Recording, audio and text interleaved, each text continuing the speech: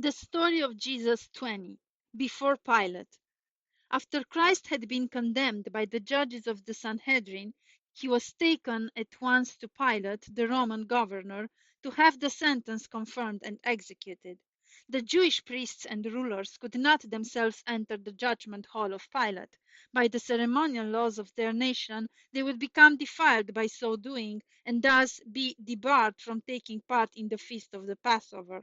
In their blindness, they did not see that Christ was the real Passover lamb, and that since they had rejected him, this great feast had for them lost its meaning.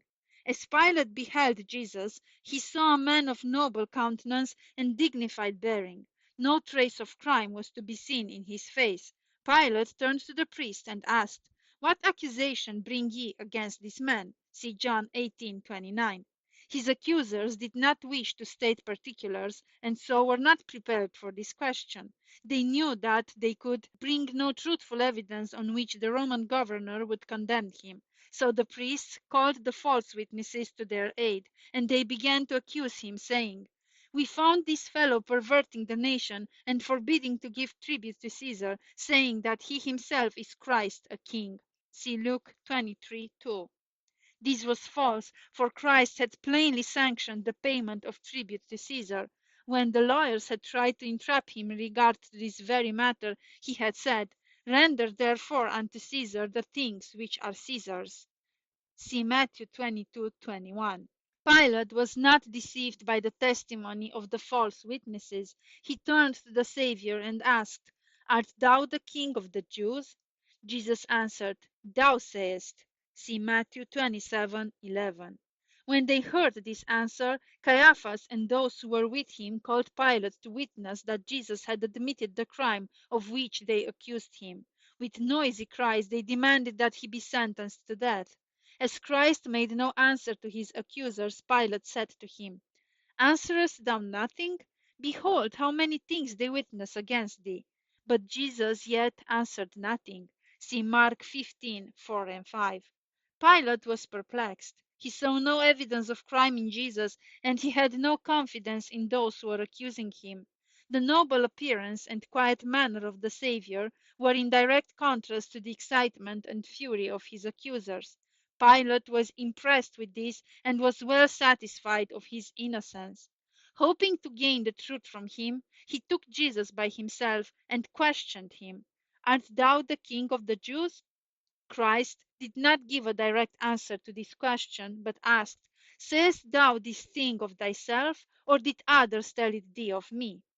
The Spirit of God was striving with Pilate. The question of Jesus was intended to lead him to examine his own heart more closely.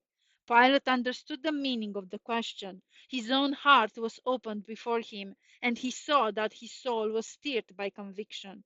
But pride arose in his heart, and he answered, "Am I a Jew? Thy own nation and the chief priests have delivered thee unto me. What hast thou done?" Pilate's golden opportunity had passed, but Jesus desired Pilate to understand that he had not come to be an earthly king. Therefore he said, "My kingdom is not of this world. If my kingdom were of this world, then would my servants fight that I should not be delivered to the Jews. But now is my kingdom not from hence." Pilate then asked, "Art thou a king then?" Jesus answered, "Thou sayest that I am a king. To this end was I born, and for this cause came I into the world, that I should bear witness unto the truth. Every one that is of the truth heareth my voice." Pilate had a desire to know the truth. His mind was confused. He eagerly grasped the words of the Savior, and his heart was stirred with a great longing to know what the truth really was, and how he could obtain it. He asked Jesus, "What is truth?" But he did not wait to receive an answer. The tumult of the crowd outside the hall of justice had increased to a roar.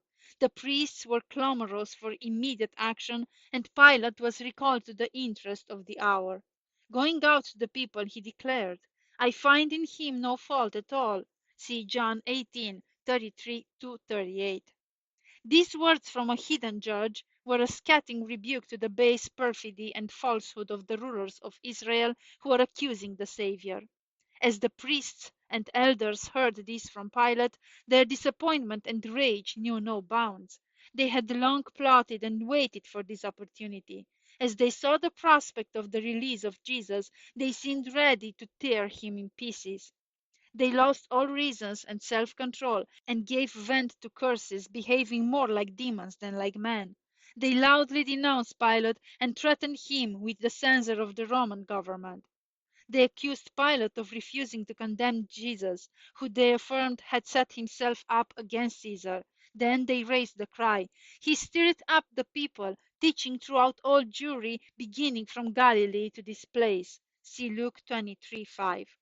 Pilate at this time had no thought of condemning Jesus. He was sure of his innocence. But when he heard that Christ was from Galilee, he decided to send him to Herod, the ruler of that province, who was then in Jerusalem. By this course, Pilate thought to shift the responsibility of the trial from himself to Herod. Jesus was faint from hunger and weary from loss of sleep. He was also suffering from the cruel treatment he had received. But Pilate delivered him again to the soldiers, and he was dragged away amid the jeers and insults of the merciless mob.